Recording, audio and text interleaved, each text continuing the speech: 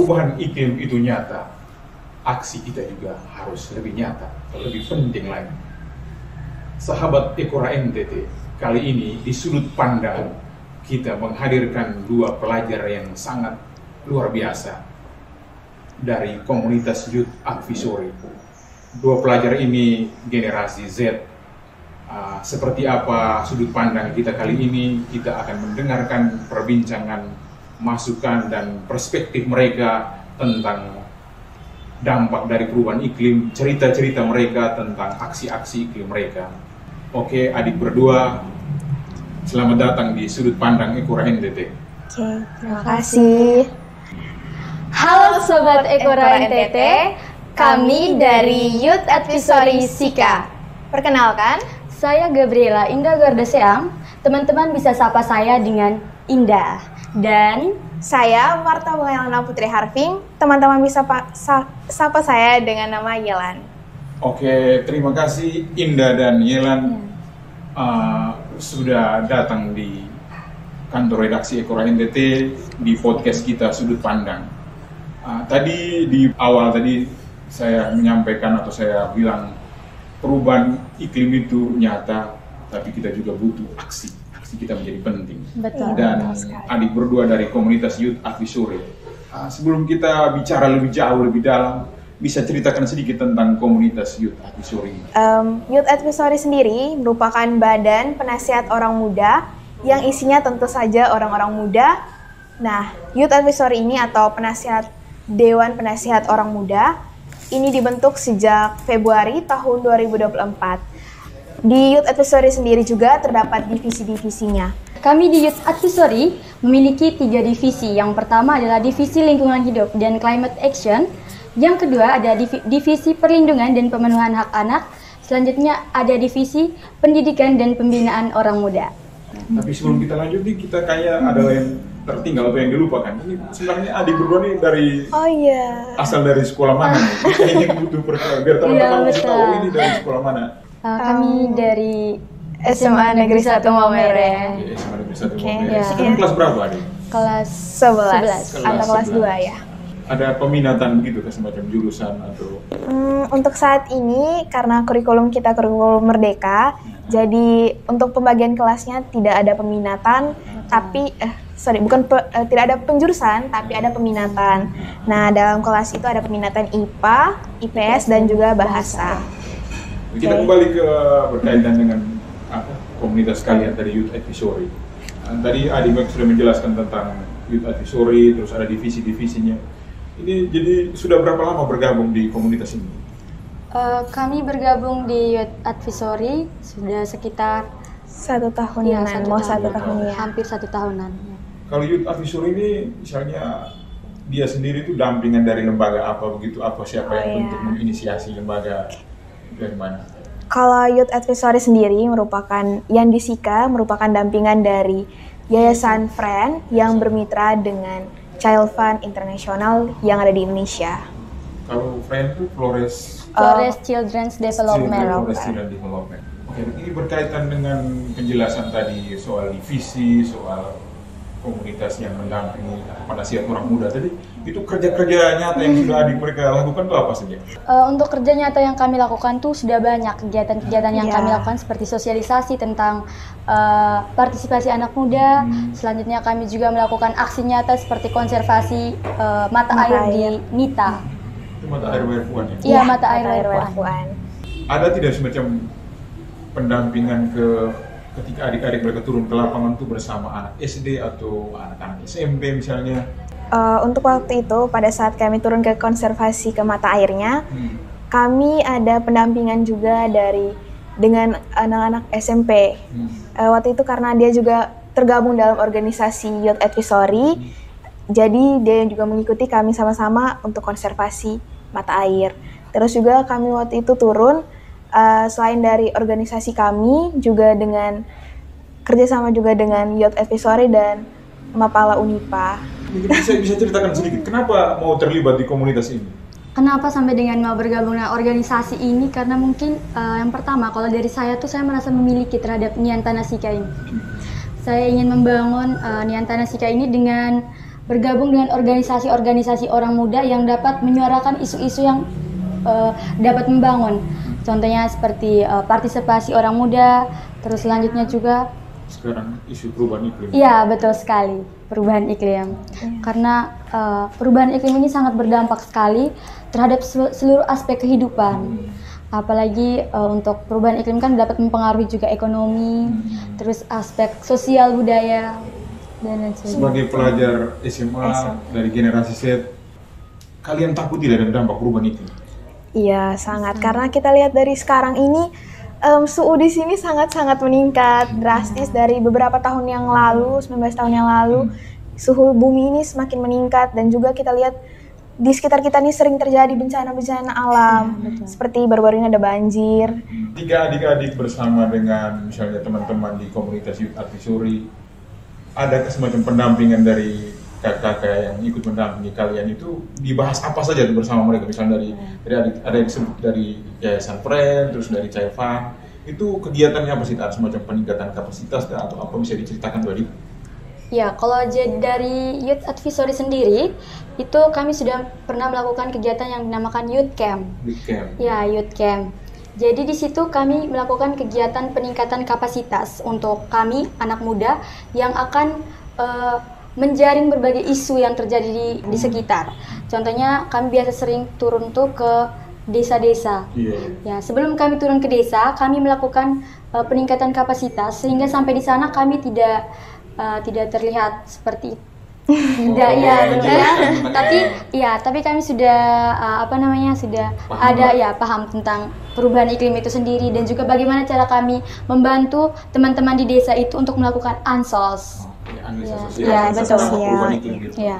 Itu waktu kegiatan di mana waktu peningkatan kapasitas tadi?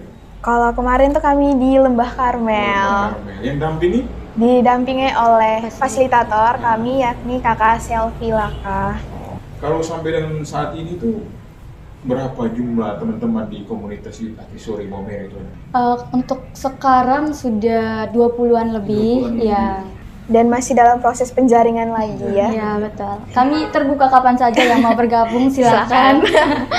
Karena kami membutuhkan partisipasi orang muda juga. Karena masih minim partisipasi orang muda di Sika ini sangat minim, bisa dikatakan sangat minim. Betul. Maka dari itu kami sangat minta pada teman-teman orang muda untuk mau berpartisipasi dalam berbagai organisasi yang ada di Kabupaten Sika yang tentunya bisa membawa suatu dampak berkelanjutan. Orang selalu beranggap bahwa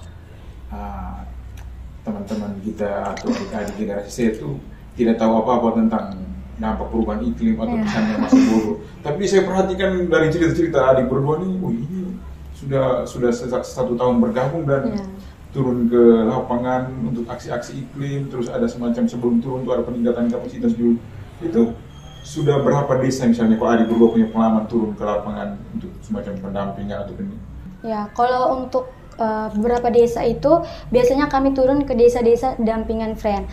Yang selama ini saya sudah ikut tuh sudah 6 desa. Itu yang pertama Desa Aibura, Desa Wairbeler, Desa Nangatobong, Desa Hoder, terus Umagera. Desa Umagera juga. Ya. Kalau Yelan dan Indah sendiri tuh sudah sejauh mana mengajak atau mempengaruhi teman-teman angkatan atau teman-teman kelas atau adik-adik kelas atau ke kelas untuk ikut dalam komunitas Youth Advisory? Oke, jadi dari awal pas kami gabung, itu baru yang tergabung dari SMA Negeri 1 itu cuma saya dan Indah. Setelah itu kami mengajak teman-teman, makanya sekarang yang tergabung dalam Youth Advisory Sika itu kebanyakan dari SMA Negeri 1 dan juga dari SMA Negeri lainnya. Karena kami meng-sharekan kalau ada organisasi yang baru dibuka dan ini sangat memberikan dampak yang baik bagi kita dan juga sekitar kita. Dari organisasi ini saya sudah bisa membangun komunitas atau perkumpulan orang muda sendiri di desa, ya, dan juga bekerja sama dengan Youth Advisory untuk melakukan sosialisasi dan juga berbagai aksi-aksi yang lain. Ya. Kalau Indah misalnya di lingkungan sekitar Indah tinggal sudah ada? Iya, sudah ada komunitas yang saya buat sendiri. Namanya komunitas Winnie Miorita. Oh, itu di mana? Di Desa Umagera. Umagera itu di mana? Di Kecamatan Kewapante. Betul. Oh, siap. Kalau Indah ini tahun di Youth Advisory tapi sudah bikin aksi nyata yang luar biasa. Oke, tadi tuh adik-adik ceritakan soal bagaimana aksi iklimnya tuh arsotoknya ketika turun ke lokasi mata air untuk konservasi mata air itu. Adik-adik itu kenapa bisa bawa pot tanam pohon dah? Wow. Bisa ceritakan dulu. Dari kalau kemarin kami turun ke sumber mata air, di mana itu kan untuk mata air untuk dialiri ke PDAM. Nah, di situ kami membawa bibit. Bibit itu kami dapat dari kakak Mapala Unipa yang kemudian akan ditanam di mata air tersebut di dekat situ, karena kami dengar isu bahwa ada pohon yang tumbang. Itu tanaman apa yang dibawa? Pohon beringin. Ya, jadi kami membawa pohon itu ke sana untuk ditanam, dan juga nanti kami akan melakukan tindak lanjut lagi ya, dengan melihat dan sampai mana itu perkembangan dari teman. Saya pernah turun ke lokasi mata air dan medannya cukup terjal. Betul. Orang muda masih pelajar SMA tapi nekat pergi ke sana, tidak takut kan gitu Adik? Karena rasa memiliki rasa peduli itu yang mendorong kami untuk mau terlibat. Kalau dukungan dari orang tua atau guru teman-teman seperti apa? Misalnya dari orang tua dulu. Kalau untuk orang tua tuh sangat mendukung, karena ini juga kegiatan atau aktivitas positif yang sebenarnya tuh dapat membantu kami untuk besok lusa memiliki pengalaman dan juga pelajaran-pelajaran yang baru seperti itu. Bapak dan Mama itu sangat mengsport untuk kita melakukan kegiatan-kegiatan positif, dan juga kan kegiatan-kegiatan ini selain memberikan dampak pada orang lain juga bisa memberikan dampak pada diri sendiri. Salah satunya tuh mungkin dari saya, public speaking kita tuh bisa dilatih. Dan juga mental untuk berbicara di depan kamera, dan teman-teman ketemu dengan orang-orang hebat juga sangat luar biasa dengan bergabung di organisasi ini atau organisasi-organisasi lainnya yang ada di Kabupaten Sika ini. Terlibat untuk aksi iklim ya? Iya, itu sangat wow. Jadi kita tuh tidak harus keluar-keluar di luar, tapi kita bisa bergabung di organisasi dan menyuarakan itu kepada pemerintah. Betul sekali. Lebih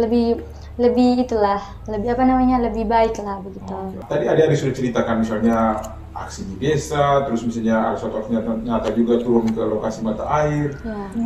Ada tidak semacam komunitas kalian tuh punya rencana tindak lanjut untuk aksi-aksi yang lain lagi? Seperti dengan divisi yang kami buat, yaitu divisi pembinaan orang muda. Yang pertama itu tuh lebih kami fokuskan kepada anak-anak yang putus sekolah.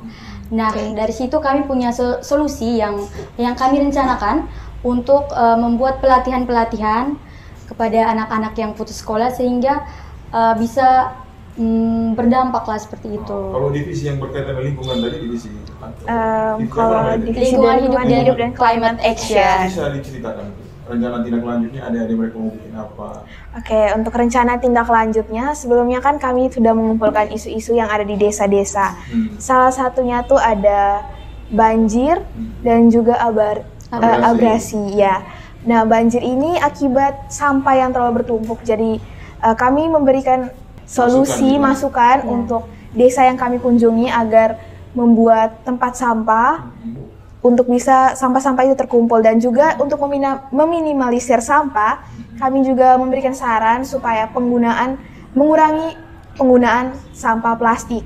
Dengan salah satunya tuh membawa tumbler ke sekolah, lalu membawa tempat bekal untuk ke sekolah supaya mengurangi sampah tadi, dan juga kalau kita pergi belanja itu bawa dengan kantong tas yang kain yang bisa digunakan secara ulang-ulang. Dan juga kalau kita menggunakan barang-barang itu yang bisa didaur ulang. Oke, berkaitan dengan isu lingkungan atau kita dari ngomong soal aksi-aksi iklim, refleksi yang terdalam yang adik berdua, Indah dan Yelan, apa? Refleksi.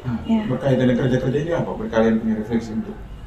Ya, kalau dari saya, semoga kedepannya tuh semakin banyak kaum muda yang peduli dan cinta kepada lingkungan. Salah satu cara untuk mencintai lingkungan itu tuh dengan melakukan hal kecil yang berdampak seperti yang sudah Yelan katakan tadi, yaitu seperti membawa tumbler ke sekolah, membawa tempat bekal, dan juga tas-tas saat berpergian seperti itu. Dan juga harapan kedepannya untuk pemerintah semoga lebih memprioritaskan program-program pelestarian lingkungan. Contohnya seperti pengelolaan sampah, penghijauan, dan konservasi sumber daya alam lainnya yang berkelanjutan dan bisa menjadi harapan yang besar untuk Kabupaten Sika. Kalau dari saya, harapan saya untuk selama kegiatan ini yang saya ikuti, banyak sekali orang muda yang belum terlibat aktif. Harapan saya kepada teman-teman yang sedang menonton dan juga teman-teman yang mendengarkan hal ini supaya mau terlibat aktif dalam kegiatan-kegiatan yang berdampak bagi Nian Tanah Sika kita ini. Karena kalau bukan kita siapa lagi? Dan orang muda itu bukan cuma sebagai warisan masa depan, tetapi kita juga bisa sebagai arsitektur, di mana partisipasi kita yang kecil dapat membawa perubahan yang besar. Oke. Ya luar biasa, karena kalau kita bicara soal dari dampak perubahan itu dampaknya global, tapi di level yang paling kecil kita butuh aksi-aksi kecil yang berdampak. Betul sekali. Tadi seperti yang disampaikan oleh Indah juga, Yelan tadi.